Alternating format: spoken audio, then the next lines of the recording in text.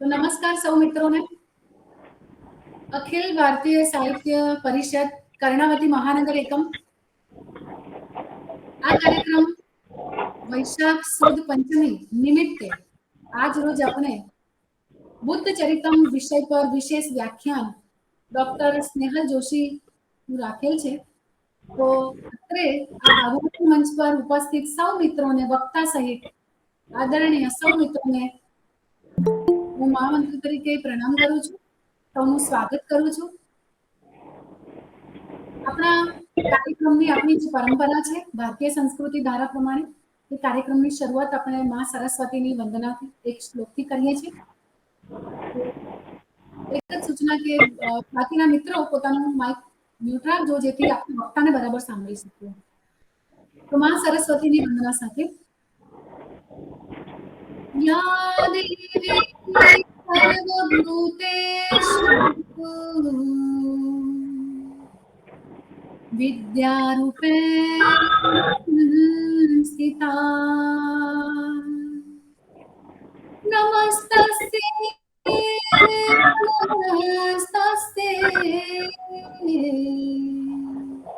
नमस्तस्यै नमो नमः। हरि ओम। કહેવાય છે કે શુભ કાર્યની શરૂઆત હંમેશા માતા શારદાના આશીર્વાદથી એમના શ્લોકથી કરીએ તો આપણું કાર્ય ફલીભૂત થાય છે ને આ તો જ્ઞાન યજ્ઞ છે। અત્યાર સુધી આપણે 5 થી 6 જેટલા કાર્યક્રમો આવા ઓનલાઈન કર્યા છે। એની આ સફળતા કે ભલે 2 દિવસ લેટ પણ ટેકનિકલી પ્રોબ્લેમને કારણે પણ આપણે આપણા મુકામ પર ફરીથી જોડાઈ જઈએ છીએ। સ્નેહલભાઈ, તમને અમારા ભારતીય સાહિત્ય પરિષદનો થોડો પરિચય અમારા કવિ અને અમારા ટીમ મેમ્બર છે જયંતભાઈ ડાંગોદર કરાવશે। એટલે હું એમને વિનંતી કરું કે અખિલ ભારતીય સાહિત્ય કર્ણાવતી મહાનગર એકમનો ટૂંકમાં પરિચય આપી અને કાર્યક્રમ માટે શુભેચ્છાઓ પણ પાઠવે। જયંતભાઈ। નમસ્તે સૌ ભાઈઓ બહેનો। કર્ણાવતી એકમ એટલે અખિલ ભારતીય સાહિત્ય પરિષદ કર્ણાવતી એકમના કાર્યક્રમોનો શુભારંભ આપણે વસંત પંચમી આ 2078ના દિવસથી શરૂ કર્યો અને આજ સુધી આપણે એમાં સતત આવી રીતના ઓનલાઈન કાર્યક્રમો કરી રહ્યા છીએ અને આજે બુદ્ધ ચરિત વિશે સ્નેહલભાઈ વાત કરવાના છે તો એનો આનંદ પણ વ્યક્ત કરું છું। અને અખિલ ભારતીય સાહિત્ય પરિષદ એક સંસ્થા તરીકે શું કાર્ય કરી રહી છે એમના વિશે ટૂંકમાં હું વાત કરું છું કે અખિલ ભારતીય સાહિત્ય પરિષદ એ મૂળતઃ તો વૈચારિક અને રચનાત્મક સાહિત્યિક સંગઠન છે। એનો મુદ્રાલેખ છે સત્યમ શિવમ સુંદરમ અને એમનું લક્ષ્ય એવું છે કે રાષ્ટ્રીય પુનર્નિર્માણ થાય અને સાથે સાહિત્ય ક્ષેત્રમાં ભારતીય જે ભાષાઓ છે એમાં જે સક્રિય સાહિત્યકારો, ચિંતનશીલ વિચારકો અને જે સાહિત્ય સુરુચિ સંપન્ન નાગરિકો છે એનું એક વ્યાપક સંગઠન બને અને એ સંગઠન દ્વારા સતત ભારતીય ભાષાઓમાં કામ થતું રહે, એમાં સંશોધનો થતા રહે, એમાં અભ્યાસ થતો રહે એ માટે એક આ સંગઠન રચાયું। 27મી ઓક્ટોબર 1966ના રોજ દિલ્હી ખાતે આમની રચના થઈ અને એ જે અખિલ ભારતીય સાહિત્ય પરિષદની રચના થઈ અને એનું સર્વપ્રથમ અધિવેશન પણ એ જ વર્ષે યોજાયું અને એમના એ અધ્યક્ષ આપણા ખૂબ જ જાણીતા જૈનેન્દ્ર કુમારજી એ હતા પ્રથમ અધિવેશનના અધ્યક્ષ। અને એ પછી દર 3 વર્ષે સતત આ સાહિત્ય પરિષદના વક્તવ્યો અને એમના જે કંઈ અધિવેશનો છે એ યોજાતા રહેતા હોય છે અને એમાં અંબાલા છે, હૈદરાબાદ, પાણીપત, આગ્રા, વારાણસી વગેરે જેવા શહેરો છે ત્યાં આમના અધિવેશનો થયા છે અને ગુજરાતમાં 2 જગ્યાએ અધિવેશનો થયા। એક તો કચ્છમાં અને બીજું રાજકોટમાં। કચ્છમાં ભુજ ખાતે 2011માં એમનું અધિવેશન યોજાયું હતું. એટલે ભારતના સમગ્ર વિસ્તારમાં એમના અધિવેશનો યોજાતા રહે છે. અને આ પરિષદના અધ્યક્ષ પણ જે રહી ચુક્યા છે એ વિદ્વાન સાહિત્યકારો છે. એમાં પ્રથમ જૈનેન્દ્ર કુમાર તો છે જ, એ પછી ગોવિંદ શંકર કુરુપ, ડોક્ટર ફતેહસિંહ, સોહનલાલ દ્વિવેદી, ડોક્ટર જીવી સુબ્રમણ્યમ, ડોક્ટર રમાનાથ ત્રિપાઠી, ડોક્ટર વિદ્યાનિવાસ મિશ્ર, ડોક્ટર જગદીશ ગુપ્ત, ડોક્ટર દયા કૃષ્ણ વિજય, બી સદાશિવરાવ અને આજે જેમના અધ્યક્ષ છે અત્યારે એ ડોક્ટર બળવંત જાની સાહેબનો આમાં સમાવેશ થાય છે.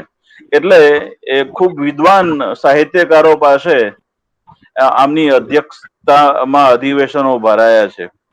ભારતીય સાહિત્ય પરિષદ કેટલાક વિશિષ્ટ ઉદ્દેશોને ધ્યાનમાં રાખીને આખા ભારતમાં કાર્યરત છે. અને ભારતીય ભાષા અને સાહિત્યની ઉન્નતિ થાય એમાં સંશોધનોને પ્રોત્સાહન કરવાનું અને સંશોધન કેન્દ્રોની સ્થાપના કરવાની, ભારતીય ભાષાઓનું અરસપરસ પ્રદાન થાય અને એકબીજાનો સહયોગથી એમને ઉત્તેજન મળે અને ભારતીય જે જીવન પદ્ધતિ છે, જીવન મૂલ્યો છે, એમાં જે લોકો શ્રદ્ધા રાખે છે એવા સાહિત્યકારોને પ્રોત્સાહન મળે અને સાથે એનું જે સાહિત્ય છે એનું પ્રકાશન અને પ્રસારણ થતું રહે એવા ઉમદા હેતુ સાથે આ પરિષદ કાર્ય કરી રહી છે. એટલે આ સંદર્ભમાં આ ભારતીય ચિંતનને જનમાનસ સુધી, છેક છેવાડાના માણસ સુધી પહોંચાડવાનું જો સેતુરૂપ કામ થઈ રહ્યું હોય તો એ અખિલ ભારતીય સાહિત્ય પરિષદ દ્વારા થઈ રહ્યું છે. અને અમદાવાદ એ એમનું એક એકમ છે ગુજરાત પ્રાંતનું. અને એ રીતે આપણે અહીંયા આ વિવિધ પ્રવૃત્તિઓ કરતા રહ્યા છીએ. એમાં પદ્ય સ્વરૂપમાં કાવ્ય ગોષ્ઠી, કવિ સંમેલન, કાવ્યપાઠ, કાવ્ય લેખન સ્પર્ધા, તો ગદ્ય સ્વરૂપમાં નવલિકા, નિબંધ, નાટ્યલેખન સ્પર્ધાઓ અને નવી પ્રતિભાઓને પ્રોત્સાહન, કાર્યશાળાઓ, તાલીમ શિબિરો, સાહિત્યકારોની ઉજવણી, એમના જન્મદિવસની ઉજવણી, પુસ્તક સમીક્ષા અને એમ વિવિધ વિષયો પર સંગોષ્ઠી થતી રહે છે. અને આ સાહિત્ય પરિષદનું એક મુખપત્ર પણ પ્રગટ થાય છે અને એ છે સાહિત્ય પરિક્રમા. તો આ સાહિત્ય પરિક્રમા તો આ રીતે અખિલ ભારતીય સાહિત્ય પરિષદ ભારતવ્યાપી સાહિત્યકારોનું એક સંગઠન છે અને ખૂબ જ આદરપૂર્વક અનેક સાહિત્યકારો, અનેક ભાષાના સાહિત્યકારો આ સાથે જોડાયેલા છે. અને એમાંનું એક આપણું એકમ કર્ણાવતી એકમ આજે આ સરસ પ્રોગ્રામ કરી રહ્યું છે. જ્યારે વાત થઈ મીટિંગમાં ત્યારે બુદ્ધ પૂર્ણિમા નિમિત્તે કંઈક વાત થાય એવું આપણે વિચારતા હતા અને એ માટે બુદ્ધ ચરિત જેવું મહાકાવ્ય જ્યારે આપણી નજર સામે હોય અને વિદ્વાન વક્તા ડોક્ટર સ્નેહલ જોશી એમના વિશે વાત કરવાના હોય ત્યારે સ્વાભાવિક છે કે આપણને એ બુદ્ધ ચરિત ની એક રસિક ઉપલબ્ધિ એ આપણી છે. બુદ્ધ અને એમનું મહાકાવ્ય આ બંને વિશેની વાત આપણે ડોક્ટર સ્નેહલ જોશી પાસેથી સાંભળવાના છીએ. તો હું ડોક્ટર સ્નેહલ જોશીને આવકારું છું અને સમગ્ર કાર્યક્રમને હું શુભેચ્છા પાઠવું છું. ખૂબ સરસ છે. ખૂબ ખૂબ આભાર જયંતભાઈ. Thank you. વધુ સમય ના લઈએ. મને રમેશ પારેખનો એક સરસ શેર યાદ આવે છે, કદાચ આપ સૌ એનાથી અવગત હશો જ, કે એકલો છે યાને, એકલો છે યાને 100% એ શુદ્ધ છે. આ પરિસ્થિતિમાં અહીં હર એક માણસ બુદ્ધ છે. આ પરિસ્થિતિમાં અહીં દરેક માણસ બુદ્ધ છે.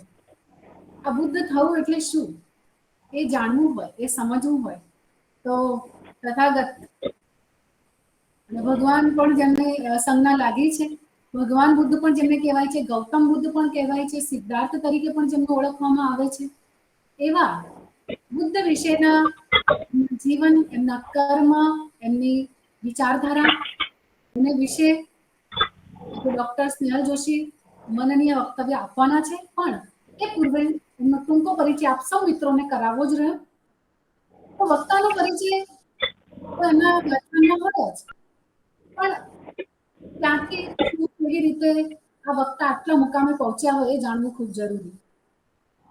મૂળ તો તેઓ KH માંડવાણી કોલેજ પોરબંદરમાં સંસ્કૃત વિષયમાં અધ્યાપક અને બોટાદના વતની છે. MA PhD સંસ્કૃત વિષય સાથે કર્યું છે. મને બહુ જ એટલો બધો આનંદ થાય છે સ્નેહલભાઈ, સંસ્કૃત વિષય મારો પ્રિય વિષય છે, પણ તમનું ભાગ્ય મને મુખ્ય ભાષા તરીકે અભ્યાસમાં ન મળે. કે હું જ્યારે નરોડા કોલેજમાં ભણતી હતી ત્યારે ત્યાં સંસ્કૃત વિષય મુખ્ય હતો જ નહીં. મેં માંગ્યો તો વિષય, પણ મને એમ થાય કે સંસ્કૃત વિષયના પ્રાધ્યાપકો જ્યારે સંસ્કૃત બોલે છે ત્યારે એનો જે પ્રભાવ પડે છે બહુ દૈવીય હોય છે. આજે એનો પણ કદાચ તમારા વ્યાખ્યાનમાંથી અમને જાણવા મળશે. એમની એક મોટી ઉપલબ્ધિ એ છે કે ભારતમાં સૌપ્રથમ સંસ્કૃત ભાષામાં લખાતી ગઝલ ઉપર તેઓએ PhD કાર્ય કર્યું છે. આ સાથે ભારતીય પ્રાંતીય ભાષામાં લખાતી ગઝલોનો પણ ઊંડો અભ્યાસ કર્યો છે. આમ તો ધોરણ 10 થી જ કવિતા તેઓ લખતા અને આ કવિ લઘુકથા, નવલિકા પણ લખતા. કવિ સંમેલનોમાં પણ તેઓ પોતાના મંચને શોભાવી ચૂક્યા છે. કાર્યક્રમનું સુંદર સંચાલન પણ તેઓ કરે છે, એટલે વક્તા હોવાની સાથે એક સારા સંચાલક પણ છે. અનેક પ્રસિદ્ધ સામાયિકોમાં એમની કવિતાઓ અવારનવાર પ્રકાશિત થતી રહી છે. આકાશવાણી રાજકોટ અને દૂરદર્શન અમદાવાદમાં પણ તેમના પ્રસારણના કાર્યક્રમો થતા રહ્યા છે. હમણાં જ એમને એમના પોતાના કાવ્ય સંગ્રહ વિશે કે 2010માં સૂર્યનો સંદર્ભ એવો એમનો ગઝલ સંગ્રહ પ્રકાશિત થઈ ચૂકેલો છે. એની એક કોપી મારી પાસે પણ છે. બહુ જ એમનો સુંદર શેર છે કે તમારા ખુદના અજવાળાની રાખો સહેજ સીમાઓ. તમારા ખુદના અજવાળાની રાખો સહેજ સીમાઓ. હંમેશા સૂર્ય સળગે છે અને પ્રગટે છે દીવાઓ. હંમેશા સૂર્ય સળગે છે અને પ્રગટે છે દીવાઓ. તો સૂર્યને સળગતા રાખી અને દીવા પ્રગટાવવાની જે ઉમદા વાત તેમના શેરમાં જોવા મળે છે, એમની કવિતામાં જોવા મળે છે, એવા સ્નેહલભાઈ, જેમને સંસ્કૃત સાહિત્ય અકાદમી દ્વારા પ્રથમ પારિતોષિક 2012માં પોતાના PhD સંશોધન કાર્ય માટે મળ્યું છે. આ એમની બીજી એક મોટી ઉપલબ્ધિ છે. તો વધુ સમય ના લઈને એમના વક્તવ્યથી આપણે આજે ખરા અર્થમાં બુદ્ધ થઈશું. બુદ્ધ ચરિત્ર વિશે સ્નેહલભાઈ આપ માંડીને વાત કરો. સ્વાગત છે. થેન્ક યુ વર્ષાબેન. અખિલ ભારતીય સાહિત્ય પરિષદ કર્ણાવતી એકમના સર્વે હોદ્દેદારો, સંચાલકો, વર્ષાબેન, જયંતભાઈ અને મારી સાથે જોડાયેલા સૌ શ્રોતાઓ, આપ સૌને મારા નમસ્કાર. જ્યારે આ કાર્યક્રમને બીજા સુધી પહોંચાડવાની વાત હતી, કાર્યક્રમની વિગતને વોટ્સએપ દ્વારા કે ફેસબુક દ્વારા, અને બુદ્ધ ચરિતમ અથવા તો બુદ્ધનું જીવન કે બુદ્ધના વિચારોની વાત કરવાની હોય ત્યારે કોઈ પણને સૌથી પહેલું વાક્ય બુદ્ધમ શરણમ ગચ્છામિ એવું યાદ આવે. પછી ધમ્મમ શરણમ ગચ્છામિ અને પછી સંઘમ શરણમ ગચ્છામિ. આ બુદ્ધના 3 સૂત્રો છે. અને એમાં જયારે બુદ્ધમ શરણમ ગચ્છામિ એવું કરીને પછી જયારે મેં મારી નોટ મૂકી રહેતી ફેસબુકમાં, વોટ્સએપમાં મિત્રોને જાણ કરવા માટે, ત્યારે મને એમ થયું, વર્ષાબેને હમણાં કહ્યું કે સંસ્કૃત બોલતા હોય છે આ લોકો, એટલે મને એમ થયું કે બુદ્ધમ શરણમ ગચ્છામિ તો એક જણાની વાત થઈ કે હું બુદ્ધના શરણે જાઉં છું. પણ ખરેખર તો આ જગતે આખાએ બુદ્ધના શરણે જવાની જરૂર છે. આ દેશ આખાએ બુદ્ધના શરણે જવાની વાત છે. મારી સામે જે શ્રોતાઓ હશે અથવા તો મારી નોંધ ફેસબુક પર કે વોટ્સએપ પર જેને મળશે, એ બધાની જયારે વાત છે ત્યારે બુદ્ધમ શરણમ ગચ્છામિ એવું સૂત્ર ટૂંકવું પડે. ત્યારે તો એમ કેવું પડે કે બુદ્ધમ શરણમ ગચ્છામઃ. અમે બધા વયમ બુદ્ધમ શરણમ ગચ્છામઃ. અમે બધા બુદ્ધના શરણે જઈએ. તો બધાએ બુદ્ધના શરણે જવાની વાત છે. બધાએ બુદ્ધની વિચારધારા સમજવાની અને પામવાની વાત છે. આજનો આ ઉપક્રમ છે બહુ સરસ મજાની વાત, કારણ કે સંસ્કૃત ભાષામાં બહુ જ જૂના સમયથી, પ્રાચીન સમયથી બુદ્ધના જીવન અને કાર્યો અને એના વિચારોને નિરૂપતું એક જે પ્રબંધ કાવ્ય છે એનું નામ બુદ્ધચરિત છે. એટલે આયોજકોની સૂઝને સલામ કરવી પડે કે એને આવી સરસ મજાની કૃતિ આ સમય માટે ચયન કરી રાખી કે બુદ્ધના વિચારો શું છે અને એ લોકો સુધી પહોંચે. બુદ્ધ વિશે, બુદ્ધના જીવન વિશે કોઈ અધિકૃત એવો કોઈ આપણા પ્રાચીન ભાષામાં અથવા તો સંસ્કૃત ભાષાની પ્રાચીનતામાં કોઈ ગ્રંથ કેવો હોય તો એ બુદ્ધચરિત કહી શકાય. એટલે હું આ મારા વક્તવ્યને 2 તબક્કામાં વહેંચું છું. પહેલો તબક્કો છે એ બુદ્ધનું જીવન, એ બુદ્ધચરિત નામના પ્રબંધ કાવ્યના આધારે બુદ્ધનું જીવન, એનો સમય, એનું બાળપણ, એની કેટલીક ટૂંકમાં વાત કરીશ. અને પછી બીજા તબક્કામાં આ વક્તવ્યના બુદ્ધના વિચારો અને બુદ્ધત્વ શું છે, બુદ્ધત્વ ખરેખર પામવાની વાત તો દૂર છે, પણ બુદ્ધત્વ શું છે એ આપણે જાણી લઈએ તો પણ એ જીવનની બહુ મોટી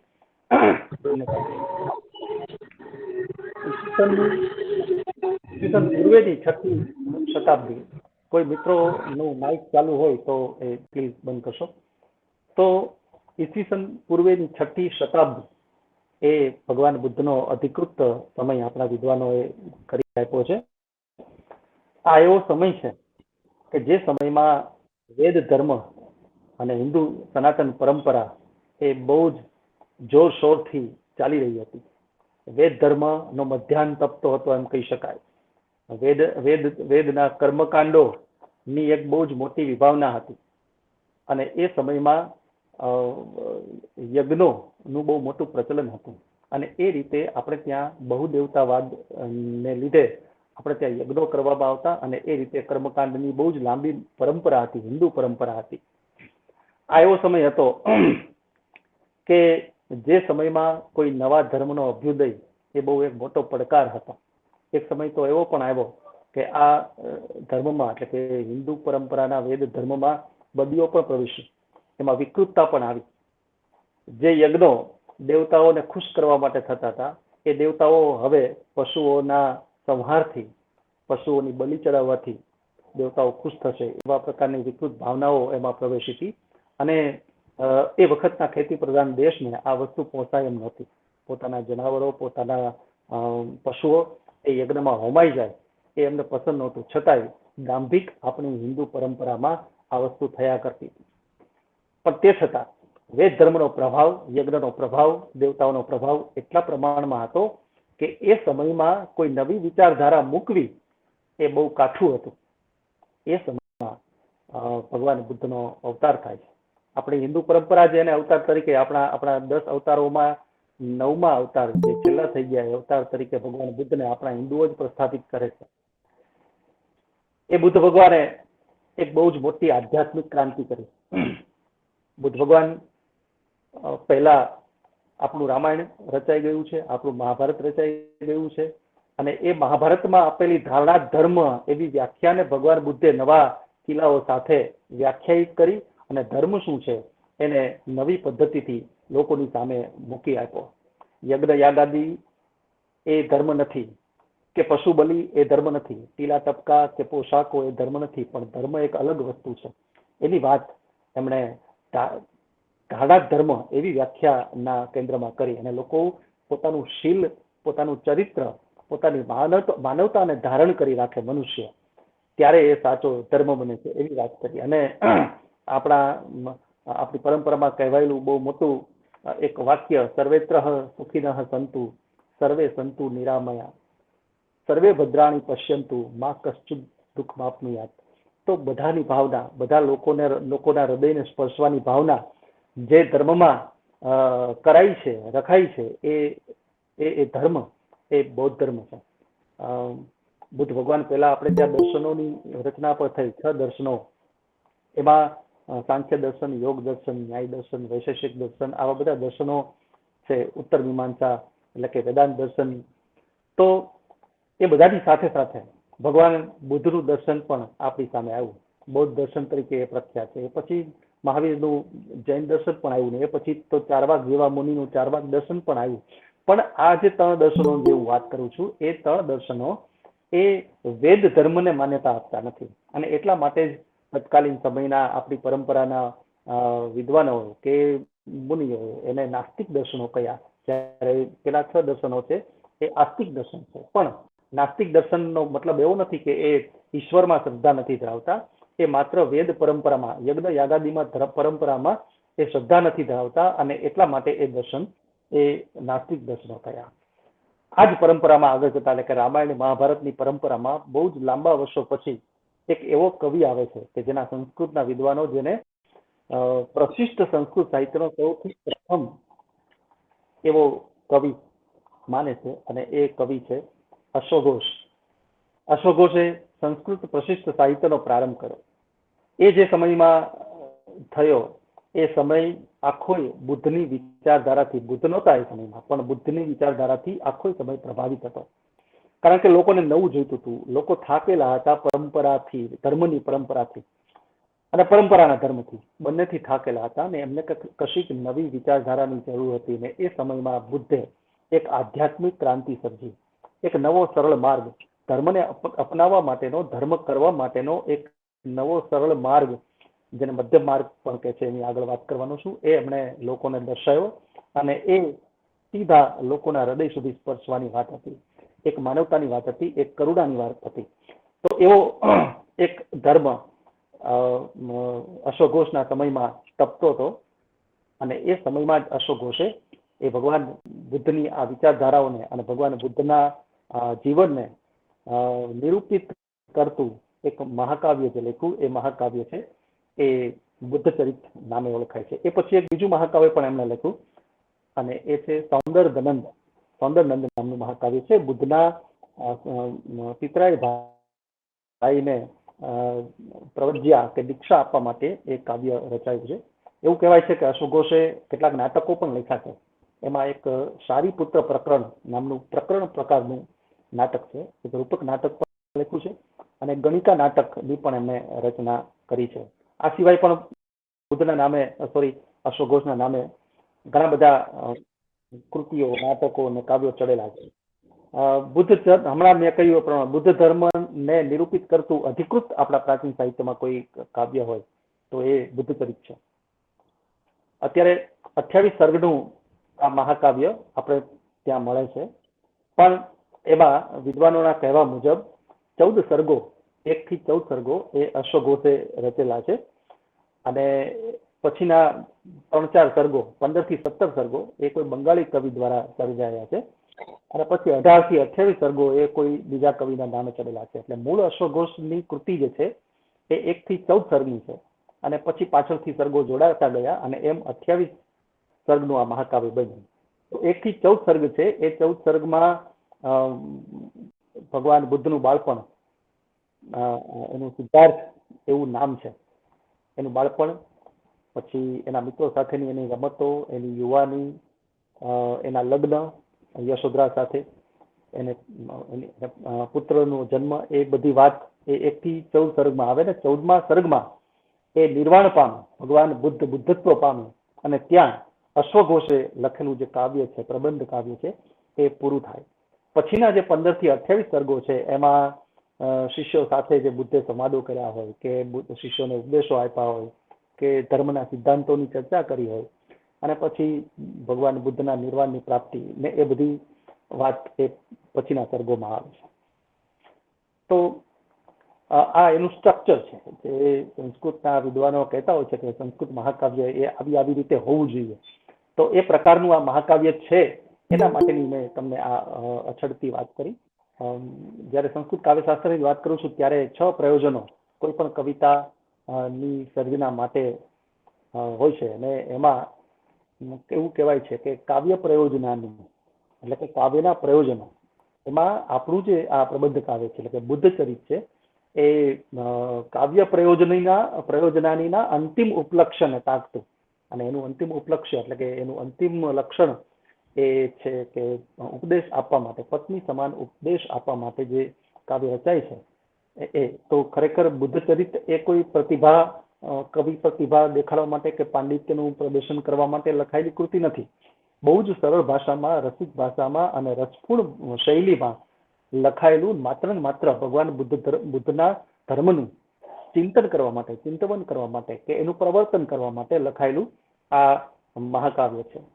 મહાકાવ્યોની રચના એવી હોય કે એમાં જે સર્ગ હોય એ દરેક સર્ગને પેટા શીર્ષક અપાયું હોય. જેમ બુદ્ધ ચરિત એ મુખ્ય શીર્ષક છે, તો એનું પેટા શીર્ષક અપાયું હોય. એમ પ્રથમ સર્ગ જે છે બુદ્ધ ચરિતનું, એનું ભગવત પ્રસૂતિ એટલે કે સિદ્ધાર્થનો જન્મ એ થાય. પછી અંતઃપુર વિહાર એટલે કે કુમાર સિદ્ધાર્થ ને ફરવા જવાની ઈચ્છા થાય. પછી સમયબોધપત્તિ ને સ્ત્રી વિઘાતન, પછી એને જે પ્રાપ્ત થાય છે એ નિષ્ક્રમણ, તો આવા બધા અભિનિષ્ક્રમણ, તો આવા બધા પેટા શીર્ષકો પણ અપાયા છે. કૃતિનું જે મુખ્ય હાર્દ છે એ શાંત રસને વહી શકે એવા પ્રકારનું છે. એટલે અહીંયા મુખ્ય રસ તરીકે અશ્વઘોષે શાંત રસ પસંદ કર્યો છે. અને પછી જુદા જુદા અનેક રસો, અહીંયા હાસ્ય રસને કોઈ સ્થાન નથી, પણ ક્યાંક કરુણ રસનું નિરૂપણ કર્યું છે, તો કોઈ જગ્યાએ અદ્ભુત રસોના નિરૂપણ પણ કર્યા છે. અને એ રીતે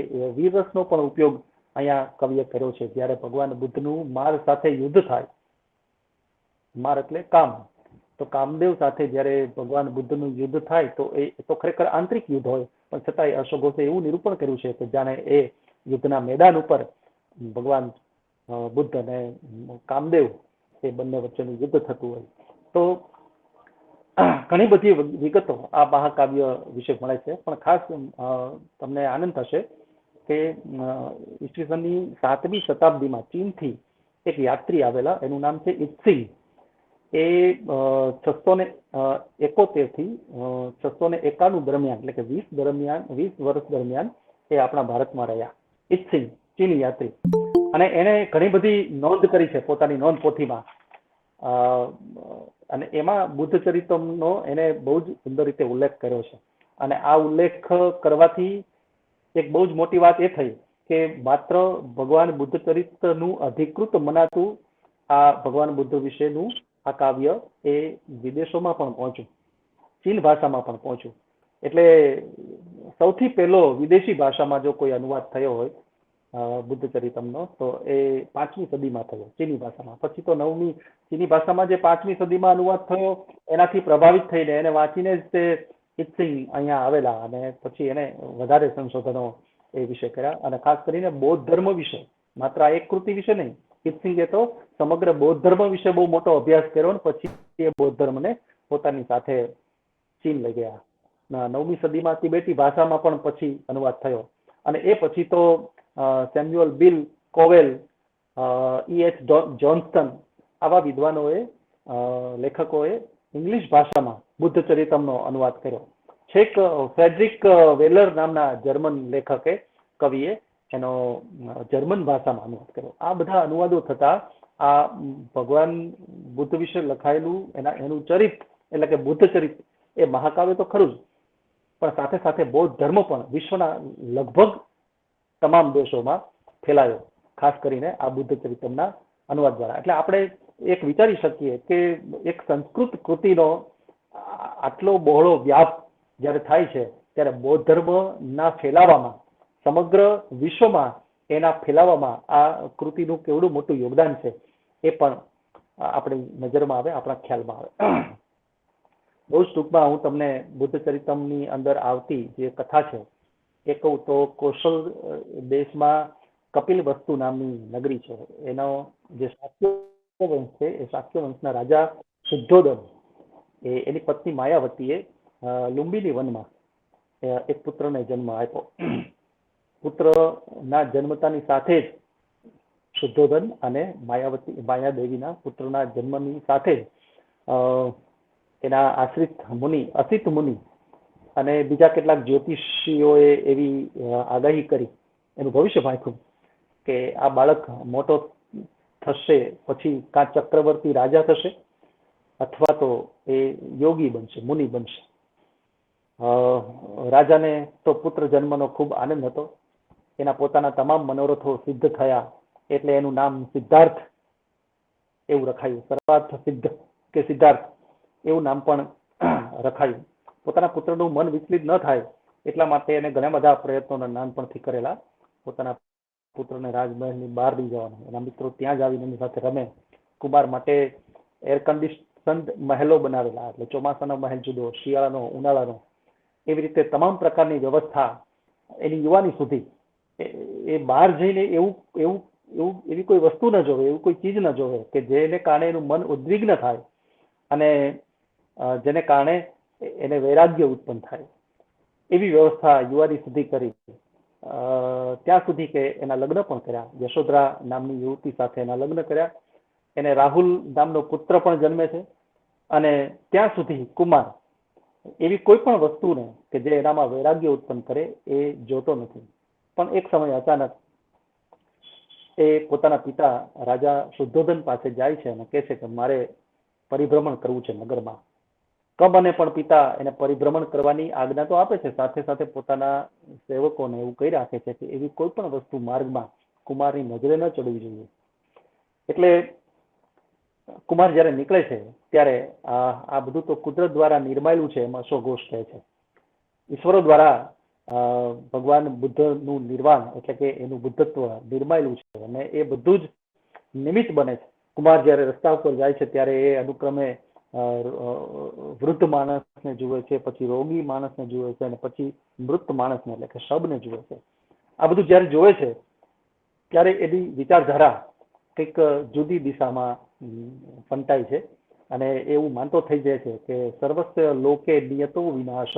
અશોઘોષ એવું લખે છે કે આ દુનિયામાં જે બધા લોકો, કારણ કે આ દ્રશ્યો જોયા અને એને એવું જાણવા મળ્યું કે જે લોકો જન્મે છે એ લોકો વૃદ્ધ થાય છે, જે લોકો જન્મે છે એ લોકો રોગી થાય છે, જે લોકો જન્મે છે એ કાળક્રમે મૃત્યુને પામે છે. જ્યારે આવું કુમાર જાણે છે ત્યારે એ આવું બોલે છે કે સર્વસ્વ લોકે નિયતો વિનાશ.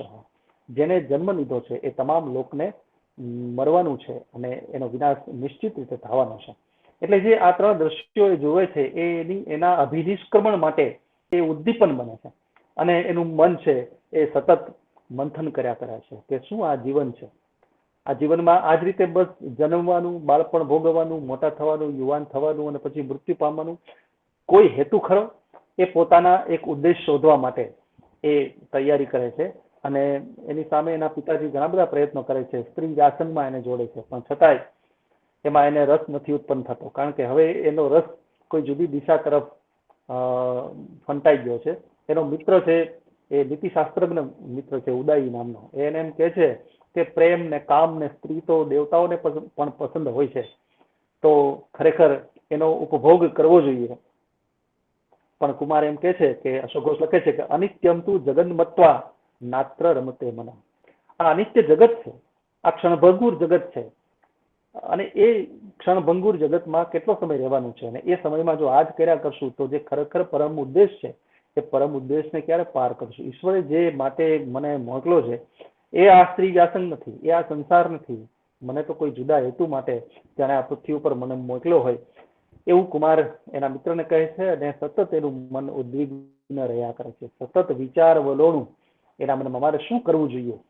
અને એ છેવટે પિતા પાસે પહોંચી જાય છે અને કહે છે કે મને ગૃહત્યાગ કરવા માટેની અનુમતિ આપો. એટલે પિતા એને ઘણું બધું સમજાવે છે અને ગૃહત્યાગમાં જે કેટલા કષ્ટો છે એ કષ્ટો બધા સમજાવે છે કે આવું થાય આવું થાય, પણ કુમાર માનતો નથી અને એ પિતાને એવું કહે છે, તર્ક કરે છે કે જો મને રોગ ન આવે, ગળપણ ન આવે, મને જીવનમાં ક્યારેય વિપત્તિ ન આવે, મને ક્યારેય મૃત્યુ ન આવે, આ ચાર વસ્તુ ન આવે તો હું ક્યારેય ગૃહત્યાગ નહીં કરું. તમે મને વચન આપો કે આ ચારમાંથી કોઈ પણ વસ્તુ મને નહીં આવે. પિતા પાસે કોઈ જવાબ નથી, પણ એ રાજા હોવાને કારણે એ કુમારને આજ્ઞા આપી દે છે કે તારે ગૃહત્યાગ નથી કરવાનો. પણ છતાંય કુમાર પિતાની આજ્ઞાનું ઉલ્લંઘન કરીને પણ ગૃહત્યાગ કરે છે. આ યુગ અલગ છે. આપણે જાણીએ છીએ કે એક પિતાએ ત્રેતા યુગમાં પિતાની આજ્ઞાનું ઉલ્લંઘન નહોતું કર્યું અને રામે વનવાસ સ્વીકાર્યો હતો. એક સમય એવો હતો અને એક સમય આ છે કે જેમાં કુમાર સિદ્ધાર્થ એ પિતાની આજ્ઞાનું ઉલ્લંઘન કરીને વનવાસ સ્વીકારે છે. એટલે જે વિકલ્પ છે એ તો એક જ છે વનવાસનો, પણ એક પિતાની આજ્ઞાને માનીને અને એક પિતાની આજ્ઞાને ન માનીને આ જયારે વનવાસ સ્વીકારે છે ત્યારે બંનેના હેતુઓ એ અહીંયા કેવા બદલાઈ જાય છે. અને કુમાર છે એ પિતાની આજ્ઞાનું ઉલ્લંઘન કરે છે, એટલું જ નહીં, એ એના પિતાને એવું કહીને જાય છે કે જનન મરણયો અદ્રષ્ટ પારો ન પુરમ અહમ કપિલાવયમ પ્રવિષ્ટા.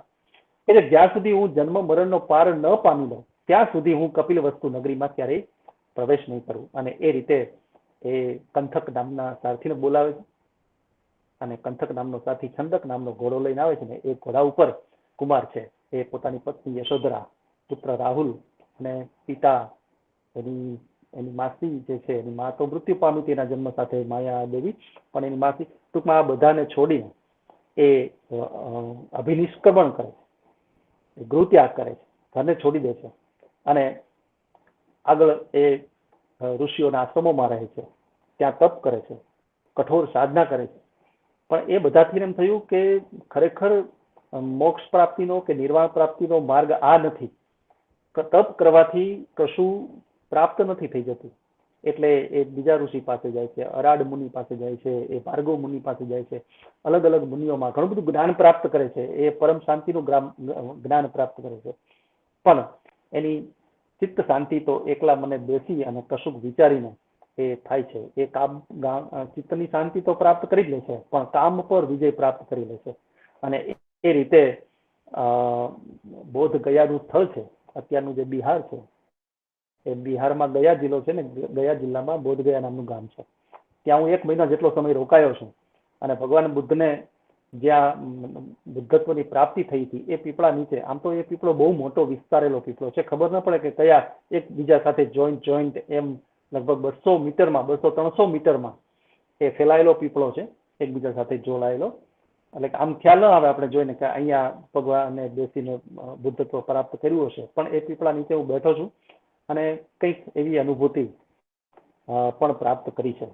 તો એ ગયા નામનું બોધ ગયા નામનું જે ગામ છે ગયા જિલ્લાનું, ત્યાં પીપળાના વૃક્ષ નીચે છેવટે ભગવાન બુદ્ધને બુદ્ધત્વની પ્રાપ્તિ થઈ. હવે આપણને પ્રશ્ન થાય કે આ બુદ્ધત્વ એટલે શું?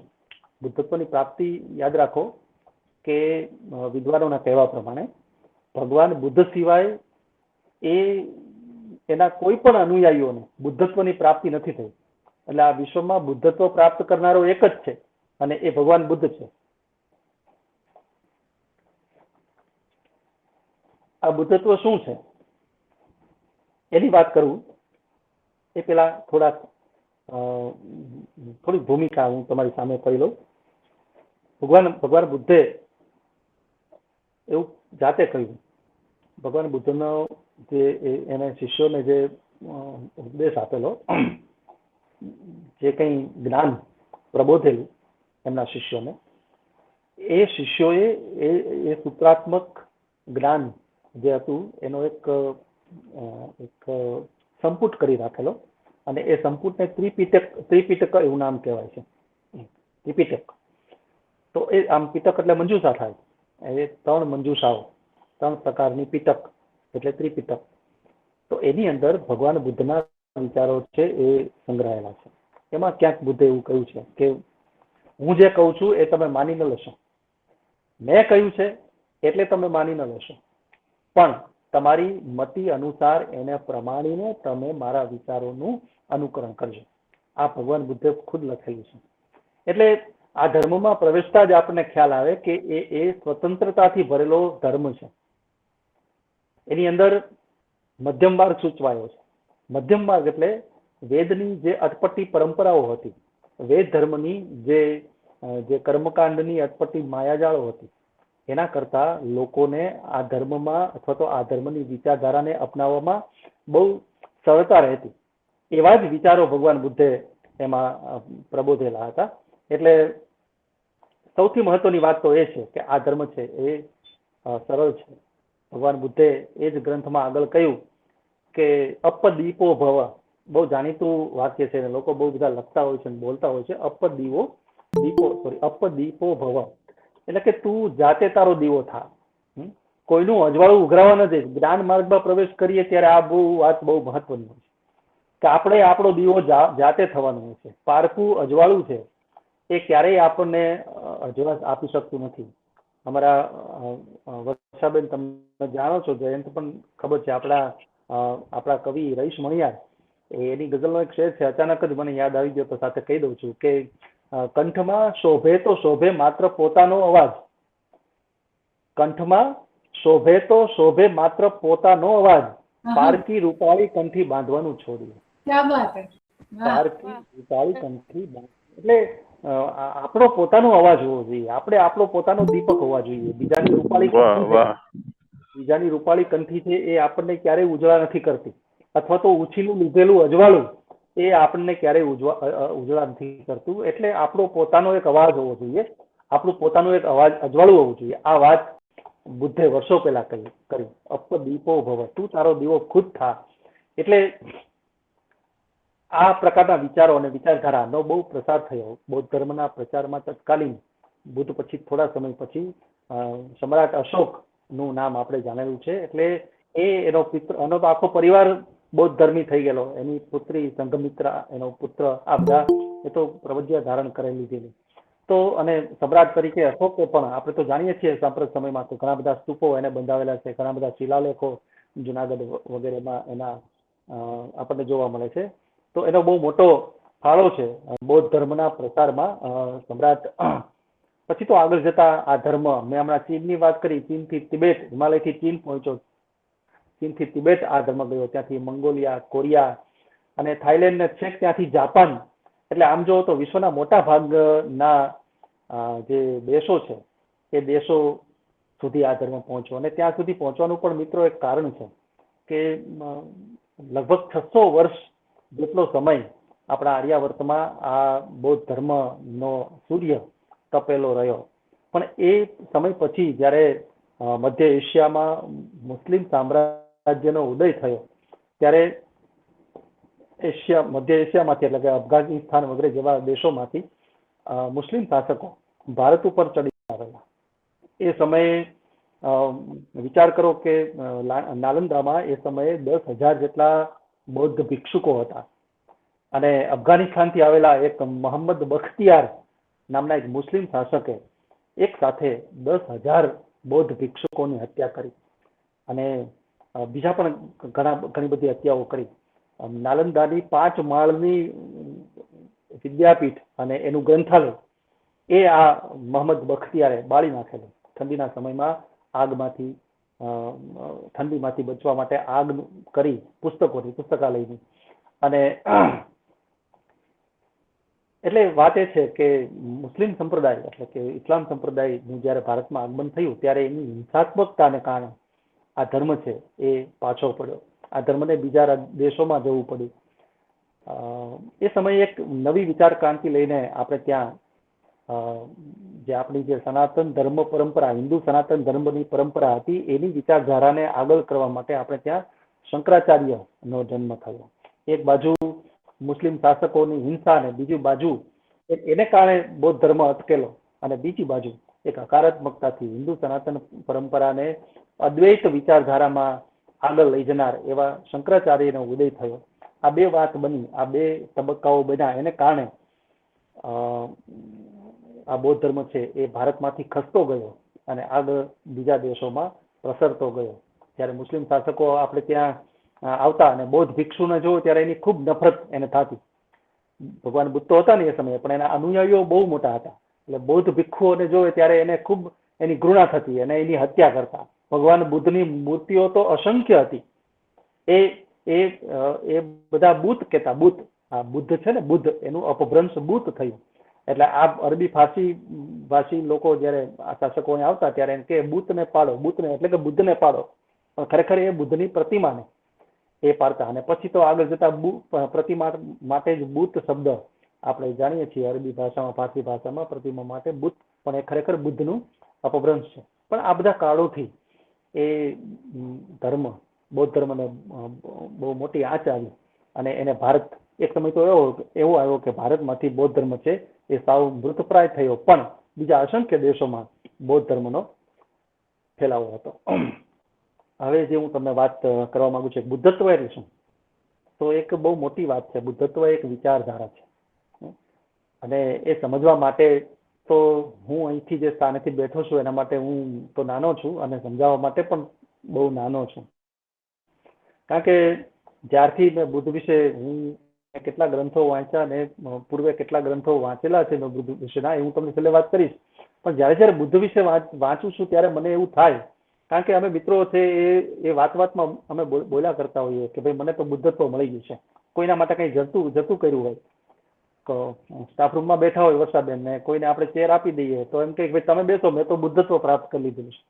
એવું હસતા હસતા બોલી જઈએ, પણ મનમાં એક ઊંડે ઊંડે વિચાર આવે કે ખરેખર બુદ્ધત્વ એ મેં હમણાં કહ્યું કે એક માત્ર બુદ્ધને જ જો બુદ્ધત્વ પ્રાપ્ત થયું હોય તો આપણે એ દિશામાં ખાલી પ્રયત્ન કરવાનો છે, ખાલી ચાંચ ડુબાડવાની છે. તો આ બુદ્ધત્વ એટલે શું? તો બૌદ્ધ ધર્મ પ્રમાણે બુદ્ધત્વ એટલે 4 આર્ય સત્યો, 4 આર્ય સત્યો, અને એ 4 આર્ય સત્યોનું જ્ઞાન, આ બુદ્ધત્વ. હવે 4 આર્ય સત્યો તો સ્વાભાવિક છે કે અલગ અલગ હશે, 1 2 3 4, પણ એ 4 આર્ય સત્વોનું જે જ્ઞાન છે, એ જ્ઞાન ઉપર જરાક આપણે અહીંયા ભાર આપવાનો છે, એની સમજ. જ્યારે હું એમ તમને કહું છું કે ધર્મ નું જ્ઞાન હોવું, ત્યારે ધર્મને સંપૂર્ણપણે આચરણમાં નહીં લીધો હોય એવું જ્ઞાન. એટલે જ્ઞાન છે બહુ સૂક્ષ્મ છે. જ્ઞાનની આખી જયારે જ્ઞાનને આપણે એમ કહીએ કે જાણવું હોય એનો એ સ્થૂળ અર્થ છે, પણ જ્ઞાનનો સૂક્ષ્મ અર્થ બહુ અલગ છે. એટલા માટે જ આપણે કબીરે તો બહુ સરસ વાત કરી છે કે છે એક દોહામાં એને એમ કીધું છે કે જલસે પતલા કોને, 4 પ્રશ્નો પૂછ્યા છે જયંત દોહામાં, અને પાછા વળતા દોહામાં ચારેયના જવાબ આપ્યા છે. કબીરના 2 દોહા છે. એ પેલા દોહામાં એમ કે છે 4 પ્રશ્નો, દરેક ચરણમાં દોહાના 4 પ્રશ્નો. પેલા દોહામાં કે છે કે જલસે પતલા કોણ है, कौन भूमि से भारी, कौन अगन से तेज है, और कौन कलंक से कारी. जल से पतला कौन है, જળથી પાતળું શું છે? કોણ ભૂમિ સે ભારી, ધરતીથી વધારે વજન વાળું કોણ છે? કોણ અગન સે તેજ હે, આગથી પણ વધારે દજાડે એવું કોણ? અને કોણ કાજલ સે કારી, કાજલ કરતા પણ કાળું શું? એટલે પછી આગળના બીજા દોહામાં એ ચારેયના જવાબ આપે છે કે જલ સે પતલા જ્ઞાન હે, पाप भूमि से भारी, क्रोध अगन से तेज है, और कलंक काजल से कारी. तो આ પહેલી જ વાત આપણે એમ કરીએ કે જલ સે પતલા જ્ઞાન, જળથી પણ કોઈ પાતળું હોય તો એ જ્ઞાન છે, બહુ સૂક્ષ્મ છે જ્ઞાન. એ કયા અર્થમાં? તો કે એ આચરણમાં નથી આવતું ત્યાં સુધી. જો એ આચરણમાં આવી જાય, જો હું એમ કહું કે હું ધર્માચરણ કરું છું, અથવા તો હું એમ કહું કે આપણે ધર્માચરણ કરવું જોઈએ, એ જ્યાં સુધી વાક્યમાં રહી જાય, જ્યાં સુધી પ્રવચનમાં રહી જાય, જ્યાં સુધી કિતાબમાં રહી જાય, ત્યાં સુધી એ ખરેખર જ્ઞાન નથી. પણ જ્ઞાન ત્યારે છે જ્યારે આપણા આચરણમાં આવે. એક બહુ સરસ મજાની વાત છે. આમ તો બહુ ટૂંકમાં, મારે તો સમય પણ બહુ ટૂંકો છે અને એમાં ઘણી બધી વાત બુદ્ધ વિશે વાત કરવાની હોય એટલે સ્વાભાવિક છે સમય ટૂંકો પણ છે. પણ યુધિષ્ઠિરને એના ગુરુજીએ, યુધિષ્ઠિર બધા વિદ્યાર્થીઓ, પોતાના ભાઈઓ નાના હતા ત્યારે લેસન આપેલું દ્રોણાચાર્યએ કે સત્યમ વદ, આ પાઠ પાકો કરતા આવજો. એટલે બધા બહુ રાજી થઈ ગયા હતા કે સામાન્ય રીતે તો ગુરુજી લાંબા 4 લીટી વાળા શ્લોક આપતા હોય છે પાકા કરવા માટે, અને આજે તો સત્યમ વદ એટલું જ કીધું. એટલે બીજે દિવસે જયારે બધા આવ્યા ત્યારે તો પાઠ પાકો કરીને આવ્યા હતા, બધા બોલી ગયા સત્યમ વદ, સત્યમ વદ. સત્યમ વદ એટલે સાચું બોલો, એવું ગુરુએ શીખવાડ્યું હતું, સત્યમ વદ. અને બીજે દિવસે પાકું કરવાનું હતું, બધાએ કરી લીધું, પણ યુધિષ્ઠિરે ન કર્યું. એટલે ગુરુને બહુ રહસ્ય થયું, જિજ્ઞાસા થઈ કે આ બધાને આવડી જાય તો યુધિષ્ઠિરને તો આવડી જ જવું જોઈએ, એને કેમ નથી આવડ્યું? એટલે એને પૂછ્યું તો કે છે કે માફ કરજો ગુરુજી, મને પાઠ પાકો થયો નથી. એટલે ગુરુજીને ખબર પડી કે આમાં કઈ હોવું જોઈએ રહસ્ય, એટલે એને બીજા દિવસે લઈને આવવાનું કીધું, પાકો કરીને આવવાનું. બીજા દિવસે પાકો કરીને આવજો. બીજે દિવસે પણ બાળ યુધિષ્ઠિર એ પાકો કરી નથી આવતો, કહે છે કે મને પાઠ પાકો થયો નથી. તો ત્રીજે દિવસે લઈને આવવાનું કીધું. ત્રીજે દિવસે પણ યુધિષ્ઠિરે એ જ જવાબ આપ્યો કે મને પાઠ પાકો થયો નથી, સત્યમ વદ, મને પાકું થયું નથી. એટલે દ્રોણાચાર્યએ થોડા ઊંચા અવાજે કીધું કે 3 દિવસથી તું પાઠ પાકો કરી નથી આવતો, એનું કારણ શું છે? એટલે યુધિષ્ઠિર કહે છે માફ કરજો ગુરુજી, હું છેલ્લા 3 દિવસથી સત્ય બોલવાના પ્રયત્નો કરું છું, પણ હજી પણ ક્યારેક અસત્ય બોલી જવાય.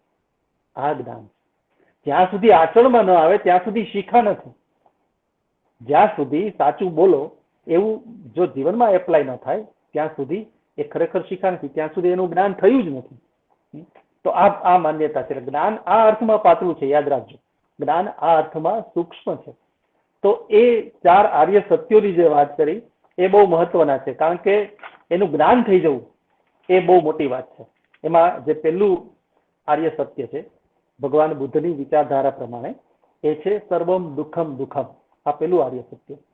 બધું જ દુઃખમય છે. પછી બીજું કીધું કે દુઃખનું કારણ છે. એક છે કે દુઃખ છે, બીજું કે દુઃખનું કારણ છે. શું દુઃખનું કારણ છે? તો કહે છે કે તૃષ્ણા. તૃષ્ણા એ દુઃખનું કારણ છે. આપણે ત્યાં ભગવાન બુદ્ધ પહેલા પણ આ વાત કરેલી છે કે કામ, ક્રોધ, મદ, મોહ, લોભ, મત્સર, આ જે ષડ રિપુણામ એવું કહેવાય છે, 6 દુશ્મનો છે મનુષ્યના, એ અંદર જ બેઠેલા છે. એ જ મનુષ્યને ખતમ કરે છે. લોકોને મોહ હોય છે, લોકોને લોભ હોય છે, લોકોને અહંકાર હોય છે. આ બધું જ ક્યાંથી આવે છે? તૃષ્ણામાંથી આવે છે. તૃષ્ણા છે આ બધાનું મૂળ છે. એટલે લોકો દુઃખથી ઘેરાયેલા છે. તો કે છે કે દુઃખનું કારણ છે તૃષ્ણા.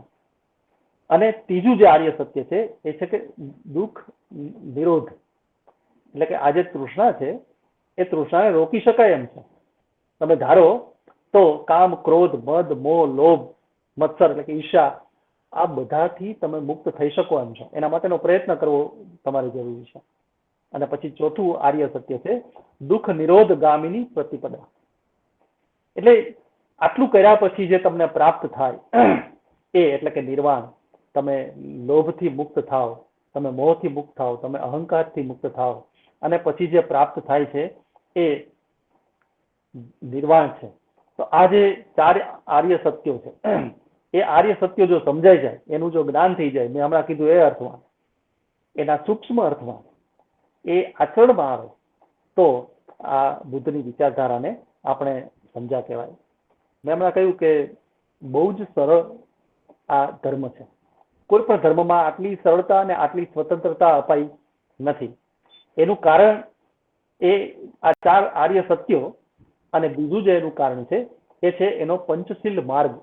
એ બહુ મહત્વનો છે, જેને મધ્યમ માર્ગ પણ કહે છે.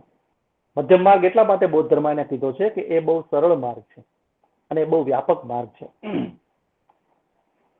પંચશીલ એ એનો મધ્યમ માર્ગ છે. કયા કયા પંચશીલ? તો એમાં સૌથી પહેલું છે કે હિંસા ન કરવી. હિંસા ન કરવી. બીજું છે ચોરી ન કરવી. ત્રીજું છે વ્યભિચાર ન કરવો.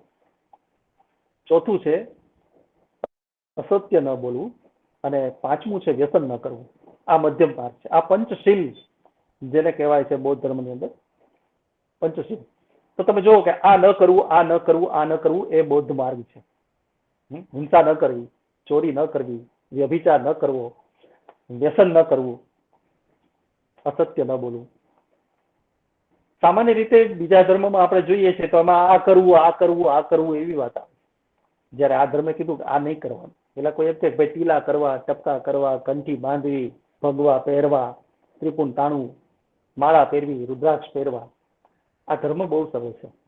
તમે થઈ શકે એવી માનવતાથી લોકોને અપનાવો એ આ ધર્મ છે. ગાંધીજીએ આપણને 11 મહાવ્રતો આપ્યા છે. તમે હવે સમજી ગયા હશો કે એમાંથી કેટલાક તો આપણા પંચશીલમાં જોવા મળે છે. અને ગાંધીજી તો બહુ મોટા વાચક ને વિચારક હતા. એને તો જે બૌદ્ધ થિયરી એને વાંચી હોય, આપણા દર્શનોને વાંચ્યા હોય, અને સત્ય, અહિંસા, ચોરી ન કરવી, વણજોતું, નવ સંઘરવું, આ 11 મહાવ્રતો છે. એમાંના 5 આપણે બૌદ્ધ ધર્મની અંદર પંચશીલ નામે અહીંયા આપણે જોઈએ છીએ. અષ્ટાંગ માર્ગ પણ આ પંચશીલ જે વિચારધારા છે એ વિચારધારાને લંબાવીને ભગવાન બુદ્ધે અષ્ટાંગ માર્ગ પણ આપ્યો. બુદ્ધે ક્યારેય ટોળા નથી કર્યા શિષ્યોના. એના બહુ ઓછા શિષ્યો હતા. અને હા, એના અનુયાયીઓ બહુ હતા, પણ એના નજીકના, જેને પોતે જે પ્રબોધતા, જેને ઉપદેશ આપતા, જેને સિદ્ધાંતોની વાત કરતા, એ એના 4 શિષ્યો. આમાં તમે કદાચ આનંદનું નામ સાંભળ્યું હશે. ઘણી બધી કથાઓમાં અને જૈન ધર્મની કથાઓ આવે એમાં આનંદ એનો બહુ જ અત્યંત નજીકનો શિષ્ય હતો. મહાકાશ્યપ નામનો એક શિષ્ય, સારીપુત્ર નામનો એક શિષ્ય, અને મોદગલ્યાયન નામનો, આ 4 એના બહુ નજીકના શિષ્યો હતા. સારીપુત્ર વિશે તો ભગવાન બુદ્ધે એક નાટક લખ્યું છે એવું મનાય છે. સારીપુત્ર પ્રકરણ પ્રકારનું નાટક એમણે લખ્યું. આ 4 શિષ્યો હતા. પણ ભગવાન બુદ્ધે જે મોટી ક્રાંતિ કરી મારા મત મુજબ, એ એમણે સ્ત્રીઓને દીક્ષા આપી વર્ષાબેન. આ એક મોટી ક્રાંતિ હતી. આ તો ન ભૂતો ન ભવિષ્યથી જેવી વાત થઈ. કારણ કે ભગવાન બુદ્ધ પછી પણ આ વિચારધારાને ઠેસ લાગી છે, અને એના પહેલા તો હતું જ નહીં. એને સ્ત્રીઓને દીક્ષા આપી. બહુ મોટું ક્રાંતિકારી કામ ભગવાન બુદ્ધનું આ છે.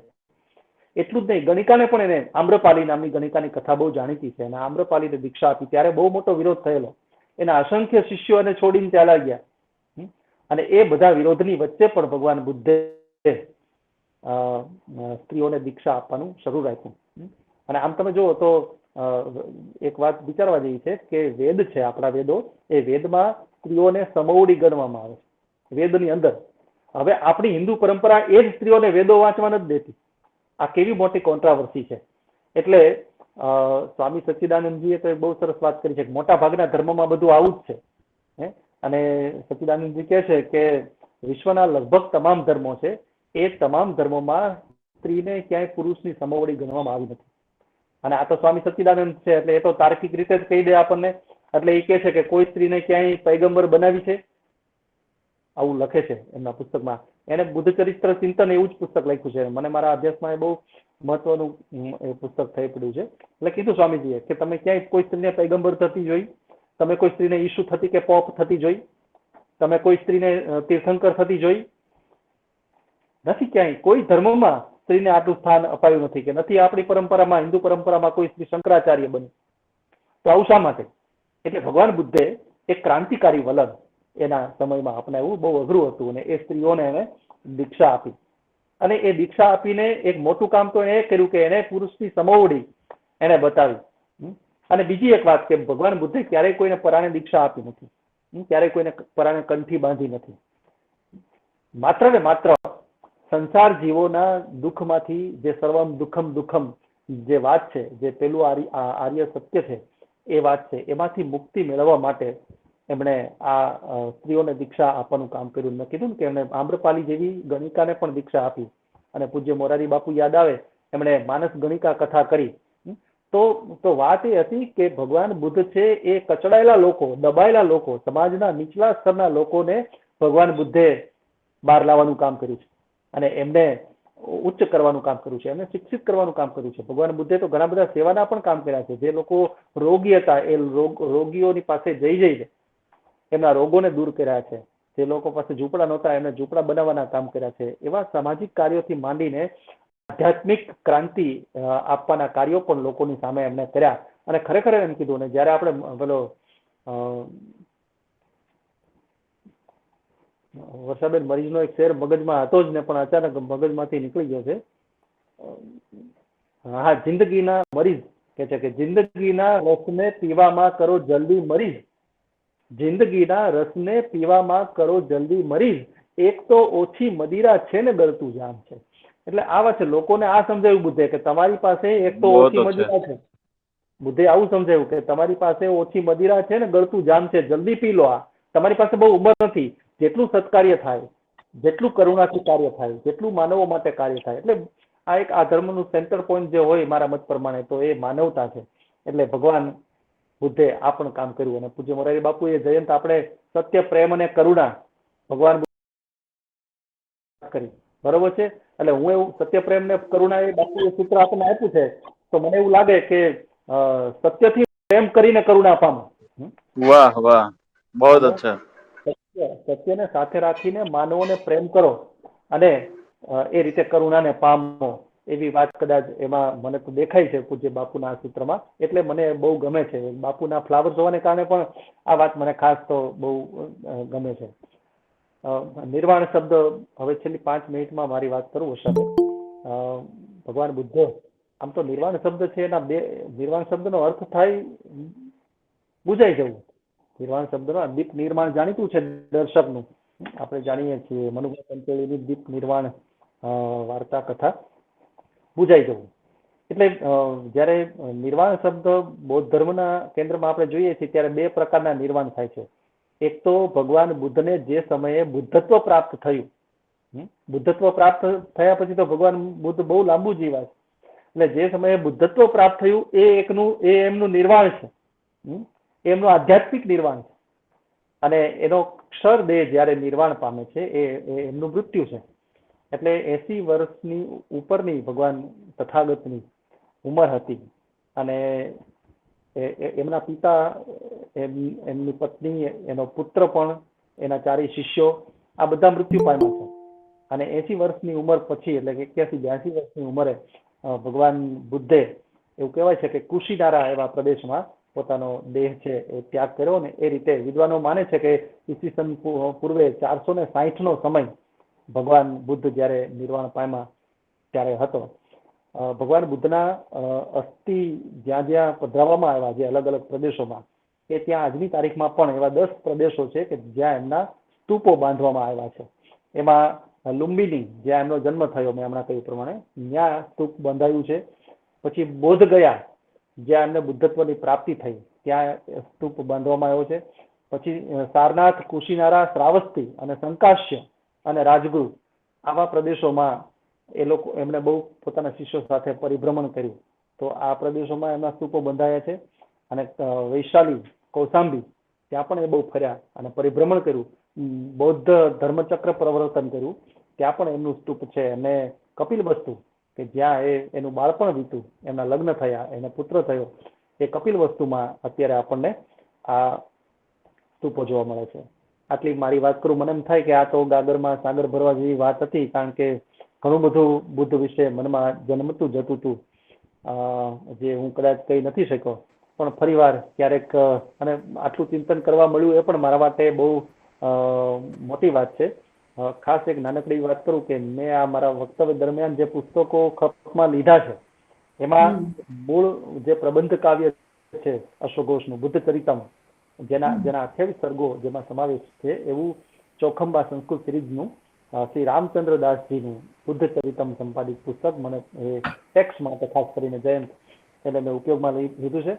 ડોક્ટર બાબા સાહેબ આંબેડકર લિખિત એક બહુ સરસ મજાનું પુસ્તક છે, હિન્દીમાં છે, ભગવાન બુદ્ધ ઓર ઉનકા ધર્મ, એ પણ વાંચ્યું. અને સ્વામી સચ્ચિદાનંદજીનું પુસ્તક જે મને બહુ પ્રભાવિત કરી ગયું, મેં તો બીજી વાર વાંચ્યું આ અભ્યાસને કારણે, એ છે બુદ્ધ ચરિત્ર ચિંતન. બહુ સુંદર પુસ્તક, વાંચવા જેવું છે.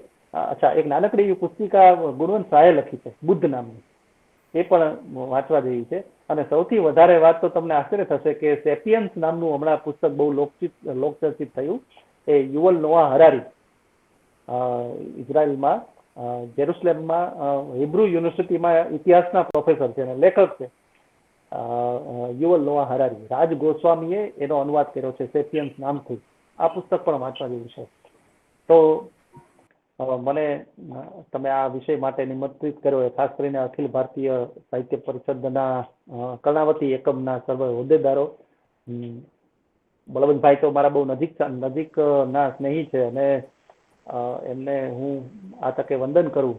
અને ખાસ કરીને વર્ષાબેન ને જયંતભાઈ, તમે નિમિત્ત બન્યા, તમારો ઋણ સ્વીકાર કરીને મારી વાત પૂરી કરું એ પહેલા, મહાકાવ્ય બુદ્ધ ચરિત છે, એટલે અશોક ઘોષે જે મહાકાવ્યમાં કહ્યું એ મારે વર્ષાબેન હાઈકુમાં કહેવું છે. તો એક હાઈકુથી આ વાત પૂરી કરું કે માનવતા જ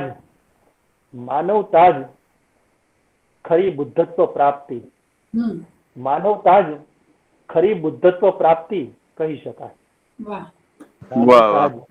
ખરી બુદ્ધત્વ પ્રાપ્તિ કહી શકાય. ખૂબ ખૂબ આભાર શ્રોતાઓ સૌનો હૃદયપૂર્વક દિલથી હું આભાર માનું છું. Thank you very much. અરે સ્નેહાલભાઈ, તમારે આભાર ના માનવાનો હોય, આભાર અમારે તમારો માનવાનો હોય. એ આવા વક્તા મળવા ખૂબ મુશ્કેલ છે કે જે વક્તા તરીકે આપણી રાહ જુએ, ઓડિયન્સની રાહ જુએ. એવા વક્તા બહુ ઓછા મળતા હોય છે. તમારા સ્વભાવથી અમે પહેલેથી પરિચિત છીએ, બહુ જ સહજ એમનો વર્ષાબેન, હા, સ્નેહલભાઈના આજના વક્તવ્ય પછી એવું થશે કે હવે જ્યારે પણ એમનું વક્તવ્ય રહેશે ને ત્યારે આપણે અચૂક રાહ જોઈશું. બિલકુલ બિલકુલ. Thank you very much. સરસ સ્નેહલભાઈ, બહુ સહજ અને સરળ રજૂઆત હતી.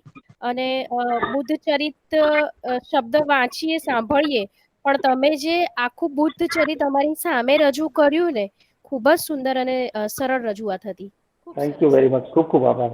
અને સ્નેહલભાઈ, હું જ્યારે એફઆઈ માં હતી ને ત્યારે આ કૃતિ અમારે ભણવામાં આવતી હતી. આજે તો મને તાજી થઈ ગઈ છે. હા હા હા, બિલકુલ. તમારે ગૌણ વિષયમાં સંસ્કૃત હોય એટલે એમાં કંપલસરીમાં આવતી હતી અમારે.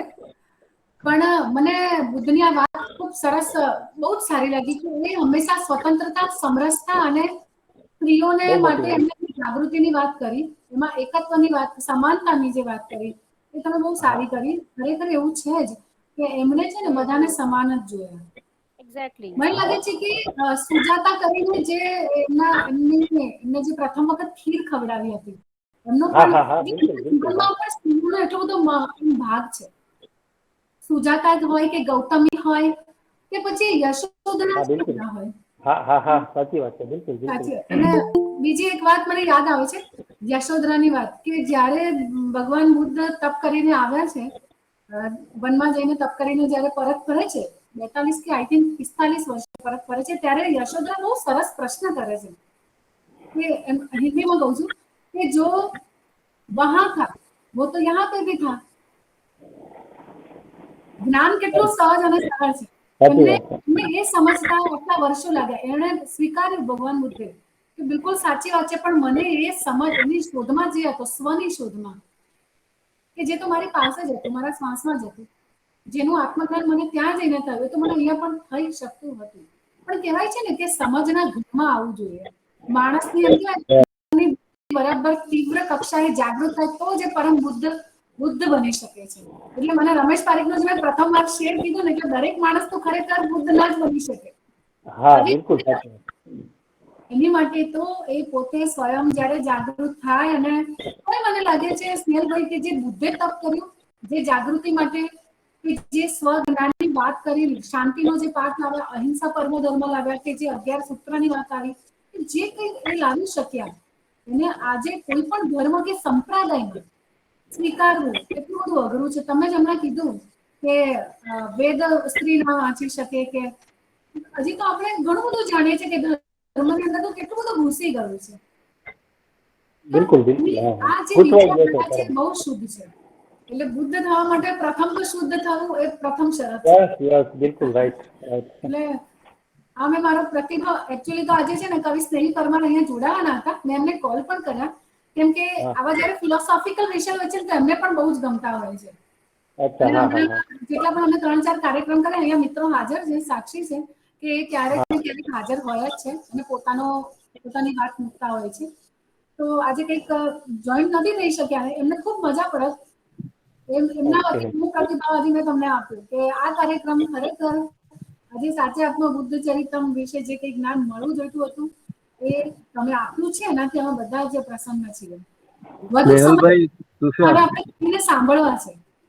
આપણે હવે કવિને સાંભળવા છે. કવિ સ્નેહલ જોશી એ સ્નેહલભાઈ અચ્છા વક્તા છે. હા બોલો બોલો તુષારભાઈ. જી નમસ્કાર. નમસ્કાર હા નમસ્કાર હા બોલો. હા નમસ્કાર સ્નેહલભાઈ બહુ મજા પડી અને હંમેશા એક વસ્તુ ગમી છે કે 5 મિનિટ બોલવાનું હોય કે 45 મિનિટ તમારા સંદર્ભો હોય છે એ બહુ કામ લાગતા હોય છે. આપે 40-45 મિનિટમાં એક આખી કૃતિને મૂકી અને એની સાથે આટલો બધો સ્વાધ્યાયનો દાખલો કર્યો. અમને તો તે દિવસે પણ અમે પ્રતીક્ષા કરતા હતા પણ એ પાછું જલ્દી તમે અમારી સામે રજૂ કર્યું એટલે અભિનંદન અને ખૂબ મજા પડી. થેન્ક યુ તુષારભાઈ થેન્ક યુ વેરી મચ. અરે મારે સાચું કહું એ ટેકનિકલ ઇશ્યુ ના હોત તો આપણે 2 દિવસ પહેલા બધું સાંભળી ચૂક્યા હોત પણ ક્ષમા યાચના સાથે કહું બિલકુલ છું. પ્રતીક્ષાનો આનંદ પ્રતીક્ષાનો બિલકુલ આનંદ. બિલકુલ. તો હવે આપણે સ્નેહલભાઈ ખૂબ સ્નેહલભાઈ ખૂબ તમે જે અભિનંદન. રેફરન્સીસ આપ્યા છે ને તો એ એક રિક્વેસ્ટ છે એ રેફરન્સીસ તમે જયંતભાઈ અથવા વર્ષાબેનને તમે જી મેસેજ કરી દેજો ને. બિલકુલ હા શ્યોર બિલકુલ કરી દઈશ કારણ ચોક્કસ. કે હવે કોઈ તમારા વિષયના સ્નેહલભાઈ પુસ્તકમાંથી વક્તવ્ય પસાર થવું પછી હોય તો કરી શકો. તમારા વક્તવ્ય પછી એવું સ્નેહલભાઈ થયું ખૂબ ખૂબ અભિનંદન. કે હવે ફરીથી એ વાંચવાની ઈચ્છા થઈ છે કે વાંચવું જોઈએ એમ. શ્યોર મોકલીશ ચોક્કસ હા. Thank you Snehalbhai. ખૂબ ખૂબ અભિનંદન. એવું હતું હરીશભાઈ. બહુ બહુ હરીશભાઈ બહુ થેન્ક યુ સરસ થેન્ક બહુ યુ મજા આવી. Very thank you nice. હરીશભાઈ થેન્ક સમય યુ ઓછો પડ્યો હા. બહુ હા સાચી હા વાત એવું કહું. એવું થઈ હા જી હા હા બિલકુલ ખરેખર બિલકુલ. એવું. સમય ઓછો પડ્યો. તમને સાંભળવાની ખૂબ ખૂબ સાચી વાત છે આનંદ એવું થઈ લાગતું હતું રહ્યો જાણે છે. સાંભળતા જ રહીએ એમ એટલી સરસ રજૂઆત હતી. અને એટલી બધી સરળતા ખૂબ ખૂબ આભાર થેન્ક સૌને. યુ બેન. સ્નેહલભાઈ અમે વક્તવ્ય સાંભળતા હોઈએ છીએ કેટલાક મિત્રો ને બધા પોતપોતાની એક રીત છે વાત કરવાની પણ સહજતા આપોઆપ પ્રગટ થતી હોય એ તો જોયું છે અને હા કદાચ હા અહીંયા મારા જેવો અનુભવ બધા મિત્રો કરે છે. સાચું કહું છે ને હા સ્વાતિબેન? વર્ષાબેન મેં એમને પહેલા જ કીધું કે એકદમ સરળ અને સહજ રજૂઆત અને એ બોલતા હતા તો એવું જ થતું હતું જાણે એકદમ સીધી સરળ ભાષા એ બોલે છે અને કાન સાંભળે છે ને સીધું દિમાગ એને ગ્રહણ કરી લે છે એમ. જરા પણ કહેવાય ને કે વચ્ચે ડિક્શનરી કે કશાની જરૂર જ નથી. એમની વાત Thank you, જરાક ma'am. એવા શૈલીની વાત છે. એક્ઝેક્ટલી એ જે રીતે શબ્દો પસંદ કરી જે વાક્ય રચનાથી પણ વાત કરી એમણે જે ભાવ અને જે રજૂઆત જે આપણા સુધી પહોંચાડવા માંગ્યું ને એ 100% પહોંચ્યું છે એમ. મારો શ્રમ છે સાર્થક થયો અને તો એને મને બહુ સાચી વાત કહું, આ આપણો કાર્યક્રમ ફળીભૂત થયો કહેવાય કે અહીંયા જ Exactly. તમને હવે અને આપણે અમને કવિને પોતાને એવું લાગ્યું કે આ સમય ઓછો હતો. ઓછો હતો. આ સમય રિયલી ઓછો લાગ્યો. પણ આપણે પરિવાર જો સંસ્કૃત વિષય છે ને સ્વાતિબેન, હા. સંસ્કૃત વિશે બહુ જ મીઠી ભાષા છે. મને તો ક્યારેક સંસ્કૃતમાં બોલવાની બહુ ઈચ્છા થાય તો મારી દીકરી સાથે નાના વાક્યોમાં બોલું પણ છું. એટલે અરે વાહ. વર્ષાબેન ભાષા તો દરેક મીઠી હોય છે પણ શૈલી કઈ રીતે રજૂ થાય છે ને એના પરથી કઈ વ્યક્તિ કઈ રીતે એની રજૂઆત કરે છે. બિલકુલ એગ્રી. એટલે આજે રિયલી મજા આવીને સ્નેહલભાઈ અમે તમને છે ને ભવિષ્યમાં પણ સાંભળવાની તક લઈશું જ. આપણે ચોક્કસ અમને લઈશું. ભવિષ્યમાં પણ તમને સાંભળવાનો લાવો જોઈએ જ છે એવું છે. ચોક્કસ. ચોક્કસ બિલકુલ. અને આપણે કવિને સ્નેહલભાઈના વર્ષોના અભ્યાસનું આ પરિણામ છે. પરિણામ છે. બિલકુલ અને બિલકુલ સ્નેહલભાઈનો પોતાનો એટલો મોટો અભ્યાસ છે કે એમને શું કેવું, હું તો અમે તો અત્યારે સ્નેહલભાઈ કહું છું, બાકી તો અમે સ્નેહલ કહેતા હોઈએ છીએ. અને હા, એ તો બરાબર છે. પણ એ બહુ મોટો અભ્યાસ છે અને એમને કોઈ પણ બીજા વિદ્વાનોની સાથે થી એક સ્ટેપ આપણે આગળ મૂકી શકીએ એવા એ વિદ્વાન છે. બિલકુલ ચોક્કસ. અને એ અહીંયા એમનું વક્તવ્ય આવ્યું છે તો આપણને બહુ આનંદ થયો હોય. થેન્ક યુ બેન. અને સૌથી મોટી વાત એ છે કે એ લો પ્રોફાઇલ છે. એની જ મજા હોય છે હરીશભાઈ. સૌથી મોટી એમની વાત લો છે. પ્રોફાઇલના કારણે જ એમની રજૂઆત છે ને સહજ અને સરળ રહી એની જ છે. મજા હોય છે બહુ હંમેશા. સરસ. બહુ સરસ. મને Thank you, મને મિત્ર. કવિનો શેર યાદ આવે છે સ્નેહલભાઈ તમારા માટે હા, કે ઈચ્છા. સૂર્ય તપતો હોય એની મધ્યમાં અને કોઈ ચરણોમાં આવીને ઝૂક્યું હોય તે બેસે અહીં. હા. તમને આ બંધ બેસે છે એમ. કવિને યસ તો યસ પોતાના જીવનમાં બંધ બેસે જ, સાચી પણ વાત. આ શેર એવો છે ને કે તમારા જેવા વક્તાઓને પણ બંધ બેસે છે. You are right. એટલે જેનો Thank you. સંદર્ભ જ સૂર્ય છે કાવ્ય સંગ્રહમાં, એવા કવિને હવે આપણે બે રચનાઓ સાંભળવાના છીએ. તો એમનું સ્વાગત કરતા પહેલા, એટલે એમને આવકારતા પહેલા હું એમના જ શેરથી એમનું સ્વાગત કરું છું કે સૂર્યનો સંદર્ભ લઈને આંખમાં આવી ન પડ. સૂર્યનો સંદર્ભ લઈને આંખમાં આવી ન પડ.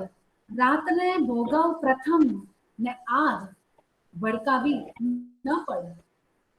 રાતને ભોગવ પ્રથમ ને આગ ભડકાવી ન પડ.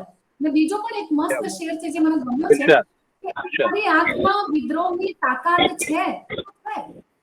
આ એક કુમારી કેવી છે, જો કવિનો મિજાજ અહીંયા તમને જોવા મળશે કે અમારી આંખમાં વિદ્રોહની તાકાત છે તો છે. સળગતા સૂર્ય જેવો ચિત્તમાં જજ્બાત છે તો છે. તો કવિને આપણે સાંભળીએ, કવિ સ્નેહલ જોશી. વધારે કવિ. થેન્ક યુ વર્ષાબેન. મિત્રો બે ગઝલ સંભળાવું છું. ગઝલ સ્વાગત. છે કે કાંઈ પણ ના વિચાર આવી જા. કાંઈ પણ ના વિચાર આવી જા. સહેજ તો સહેજ વાર આવી જા. કાંઈ પણ ના વિચાર આવી જા. સહેજ તો સહેજ વાર આવી જા. ને શું થયું થાય ને થશે શું? શું થયું થાય ને થશે શું? છોડ સઘળોય ભાર આવી જા. શું થયું થાય ને થશે શું? છોડ સઘળોય ભાર આવી જા. બેવ સીધા વિકલ્પ સામે છે. બેવ સીધા વિકલ્પ સામે છે. જીત કે થાય હાર બેવ સીધા વિકલ્પ સામે છે. જીત કે થાય હાર આવી જા. અને શેર છે મિત્રો કે કાં ભીતર ગુંગળાઈ ડૂબી જા. કાં ભીતર ગુંગળાઈ ડૂબી જા. કાં સદંતર બહાર આવી જા. કાં ભીતર ગુંગળાઈ ડૂબી જા. કાં ભીતર ગુંગળાઈ ડૂબી જા. વાહ કા સદંતર બહાર આવી જા. ને શેર છે કે એટલું બસ જરા વિચારીને, એટલું બસ જરા વિચારીને પ્રીત ખાંડાની ધાર આવી જા. વાહ વાહ એટલું બસ જરા વિચારીને, એટલું બસ જરા વિચારીને પ્રીત ખાંડાની ધાર આવી જા. અને આ હૃદય સાવ પારગામી છે, આ હૃદય સાવ પારગામી છે, તું અહીં આર પાર આવી જા. આર પાર આવી વાહ વાહ વાહ આ હૃદય સાવ પારગામી છે, આ હૃદય સાવ પારગામી છે, તું અહીં આર પાર આવી જા. અને છેલ્લો છે કે આંખમાં આંખ ડૂબશે જ્યારે, આંખમાં આંખ ડૂબશે જ્યારે, આંખમાં આંખ ડૂબશે જ્યારે જ્યારે થઈ જશે સારવાર આવી જા. હાય ક્યા હાય વાત વાહ વાહ ખૂબ સરસ ખૂબ સરસ આંખમાં આંખ ડૂબશે જ્યારે થઈ જશે સારવાર આવી જા. કાંઈ પણ ના વિચાર આવી જા, સહેજ તો સહેજ વાર આવી જા. આવી જા. વાહ ને વાહ thank you. હા. બીજી એક ગઝલ છે, ઈર્ષાદ થોડુંક એમાં સૂક્ષ્મ વિચારોમાં શેરનું સૌંદર્ય લાવવા માટે એને સૂક્ષ્મ રીતે કાઢતા છે. એને ખાસ તમે મિત્રો જોજો કે એ રીતે અમને સમરવા ના પડે, સમરવા ના પડે એટલે કે યાદ ન કરવા પડે. એ રીતે અમને સમરવા ના પડે, આંખ આડા કાન કરવા ના પડે. વાહ વાહ ક્યા એ બાત રીતે હૈ. અમને સમરવા ના પડે, એ રીતે અમને સમરવા ના પડે, આંખ આડા કાન કરવા ના પડે. ને શેર છે કે શ્વાસ ત્યાં વિશ્વાસના ખૂટ્યા હશે, શ્વાસ ત્યાં વિશ્વાસના ખૂટ્યા હશે, અરે વાહ વાહ વાહ લાગણી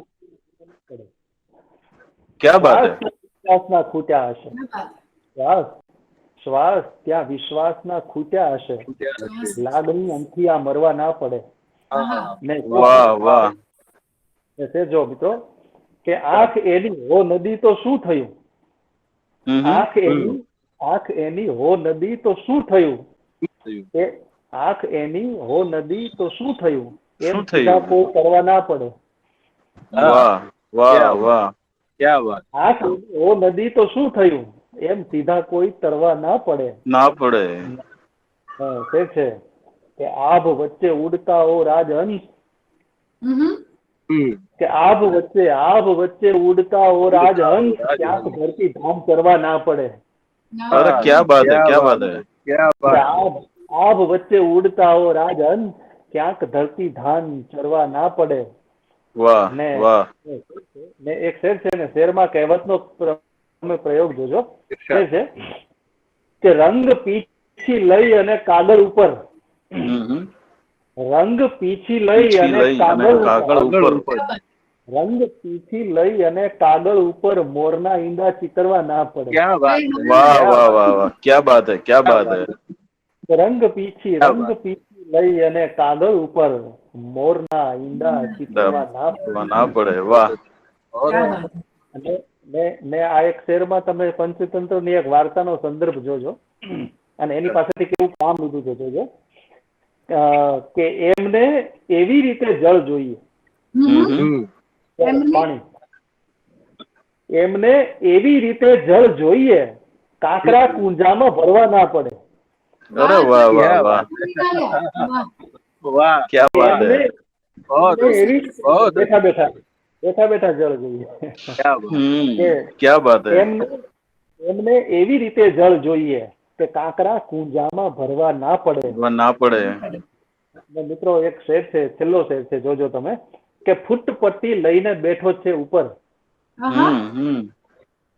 ઈશ્વરની વાત છે, ઈશ્વર ઉપર ફૂટપટ્ટી લઈને બેઠો છે, કે ફૂટપટ્ટી લઈને બેઠો છે ઉપર, ફૂટપટ્ટી લઈને બેઠો છે ઉપર, ક્યાંક જોજો હાથ ધરવા ના પડે.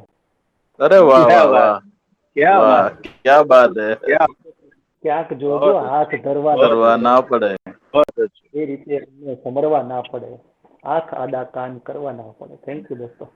વાહ વાહ હજી રચના થઈ જાય સ્નેહલભાઈ. હા આપણી હા પાસે વર્ષાબેન. હજી આપણી પાસે 2 મિનિટનો સમય છે. એક રચના. હા હા અચ્છા, હવે તો એક કામ કરું, જે જે અ, વર્ષાબેને શેર યાદ કર્યો તો તમારા ખુદના અજવાળા, હા હા એ ગઝલ જ કહી દઉં. થવા દો. ક્યાં વાત, ક્યાં વાત. કે તમારા ખુદના અજવાળાની રાખો સહેજ સીમાઓ. હમ. કે તમારા ખુદના અજવાળાની રાખો સહેજ સીમાઓ, હંમેશા સૂર્ય સળગે છે અને પ્રગટે છે દીવાઓ. વાહ, વાહ તમારા બહુ વાહ. શાનદાર શેર છે. તમારા ખુદના અજવાળાની રાખો સહેજ સીમાઓ, હમ હંમેશા સૂર્ય સળગે છે અને પ્રગટે છે દીવાઓ. ને શેર છે કે ન મંદિર કે ન મસ્જિદ ને ન ફેરા તીર્થ કે અજના. હમ. ન મંદિર કે ન મસ્જિદ ને ન ફેરા તીર્થ કે અજના, તમારી આંખ આ એક જ હજારો છે મદીનાઓ. ઓહો, વાહ વાહ, ક્યાં બાત ન મંદિર કે ન મસ્જિદ ને ન ફેરા તીર્થ કે અજના, તમારી આંખ આ એક જ હજારો છે મદીનાઓ. ને મિત્રો શેર છે ચાલો. કે નથી એમ જ ગરીબોના ઘરોમાં પેટ પૂરાતું. હમ. કે નથી એમ જ ગરીબોના ઘરોમાં પેટ પૂરાતું, કરે છે લોહીની સાથે હરીફાઈ પસીનાઓ. ઓહો, વાહ વાહ, ક્યાં બાત હે. નથી એમ જ ગરીબોના ઘરોમાં પેટ પૂરાતું, કરે છે લોહીની સાથે હરીફાઈ પસીનાઓ.